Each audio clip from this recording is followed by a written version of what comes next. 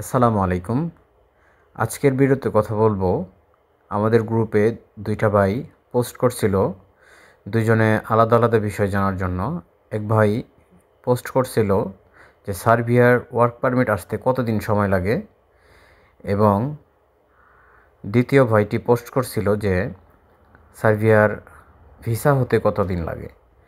তো আজকে আমি এই বিষয়টা নিয়ে কথা বলবো। তো ভাই, আপনারা আমাদের ফেসবুক পেজ এবং ইউটিউব চ্যানেলে এই ভিডিওটা পেয়ে যাবেন, তো ওখান থেকে দেখে নেবেন ইনশাআল্লাহ। তো চলুন শুরু করা যাক। প্রথম বিষয় হচ্ছে সার্বিয়ার ওয়ার্ক পারমিট,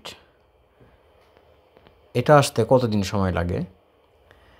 দেখেন, সাধারণত নিয়োগকর্তা মানে আপনার যে কোম্পানি হবে, তারা যদি আবেদন করে তাহলে 15 থেকে 30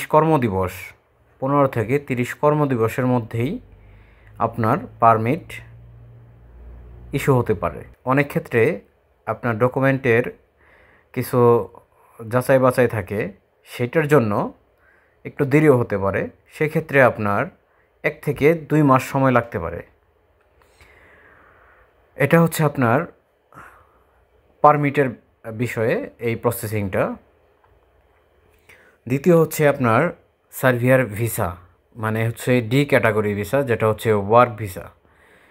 তো এটা যখন আপনার পারমিটটা ইস্যু হয়, এরপর হচ্ছে আপনার নিকটস্থ যেই এম্বাসি আছে সেইখানে আপনার ভিসার জন্য আবেদন করতে হয়। এটার জন্য আবেদন করা হইলে আপনার সাধারণত সময় লাগতে পারে 2 থেকে 4 সপ্তাহ। এটা হচ্ছে নর্মাল। এরপরে হচ্ছে যদি কোনো আপনার পেপার সব কিছু যাচাই বাছাই, কাগজপত্র ডকুমেন্টগুলা যাচাই বাছাই করে, আর জানেন স্বাভাবিকভাবে আপনাদের প্রসেসিং এখন হচ্ছে অনেক বেশি হয়, আবেদন বেশি হয়। সেই ক্ষেত্রে আপনি ধরে নিতে পারেন সর্বোচ্চ 2 মাস থেকে 2.5 মাস সময় লাগতে পারে, বা 3 মাস, এর উপরে লাগবে না। এর মধ্যে আপনাদের ডিসিশন চলে আসবে, ভিসা অ্যাপ্রুভ অথবা ভিসা রিজেক্ট।